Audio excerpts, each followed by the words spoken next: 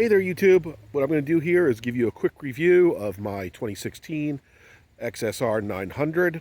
I've had this bike about 2 years, so I figure after 2 years I can give you an honest review of what I like and don't like, what I recommend, and would I buy it again.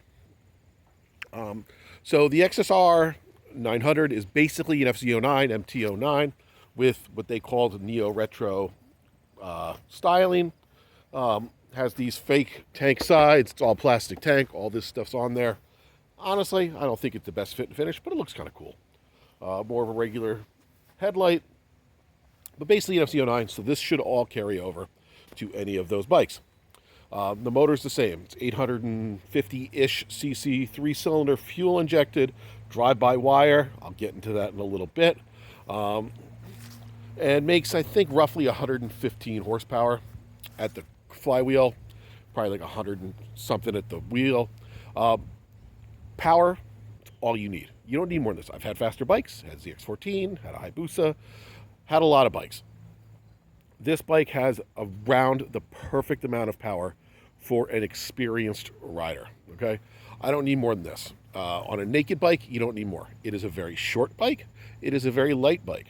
And because of that, this thing will wheelie all day long.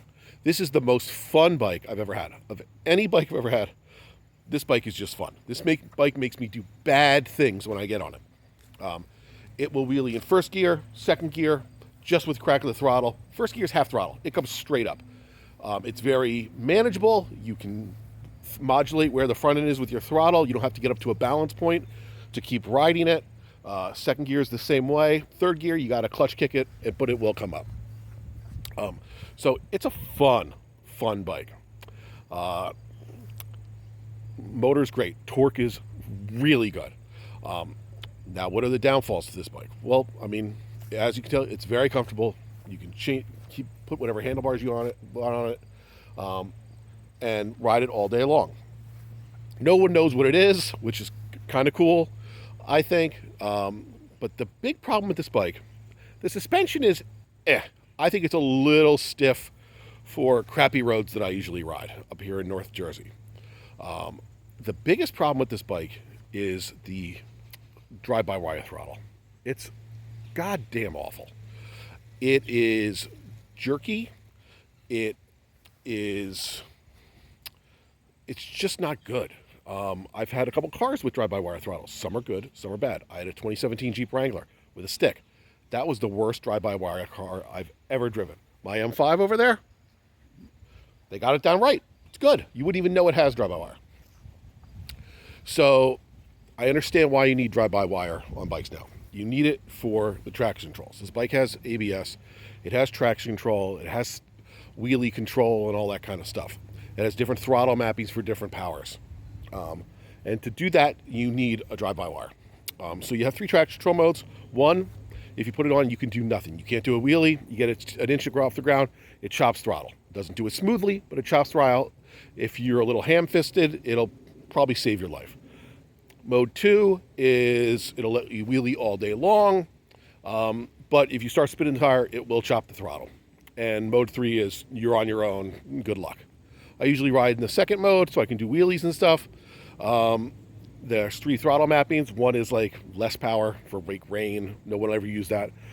The second one is the best modulation of throttle. Like it's not as abrupt, but it still could be less abrupt. And one is, and the one like the sport one is god awful, and you never want to ride in it. The drive-by-wire is the worst part of this bike, and it is probably the reason I would say don't buy this bike. Is simply for the drive-by-wire. It's really fun. If you just want to have fun, it's super fun. What you do is you wind up learning how to drive around the drive-by-wire throttle problems. And basically you ride in a much lower gear than you would if the throttle did what you expected it to do. Once you crack that throttle and you change that initial throttle response, it's fine. But getting on and off throttle on a twisty road, on a nice back road where you're going at a pretty good lean angle, you just don't trust it, and you're afraid you're going to break the ass end loose, you're going to wheelie. It's just not a smooth transition. And because of that, I think is the biggest downfall of this bike. that said, I've had it for 2 years, and I haven't gotten rid of it because it is so damn fun. It's also pretty damn fast. I went to the track with it. I went drag racing. Listen, I'm not a light man. I'm 225 pounds, but even I ran an 11 flat in this thing at 121 miles an hour. I beat my friend's Speed Triple 1050, which has 200 cc's on it. I beat another friend on a Ducati Monster 821 or 851, whatever it's called. And I beat them both, not by a lot, but by 2 or 3 miles an hour at the end. It takes off pretty good. It's a naked bike, so the speeds are lower than on a full sport bike because you're pushing a little more wind. This is not a bike for a first-time rider. You really should have some good experience. A couple of years, 10,000 miles under your belt before you get to this bike. Because you sit so upright, your body position is a little farther back than on like a sport bike. And the bike is very short, it's very light, and it's very torquey, and it will come up on you. And if you, especially in first gear, if you just crack on it too hard, you're flipping over backwards. So that's my review. My review is, it's a great bike, great motor, really, really, really crappy throttle response. That drive-by-wire is the biggest downfall to this bike. And, I know the first gens, like the 2014, 2015s, were even supposed to be worse in the FZs. I couldn't imagine how bad those are if this was supposedly fixed. So that's my review. Take it or leave it. Leave your comments if you think I'm an idiot. But, after 30 years of riding and probably 200,000 or 300,000 miles on bikes, that's my thoughts on this one.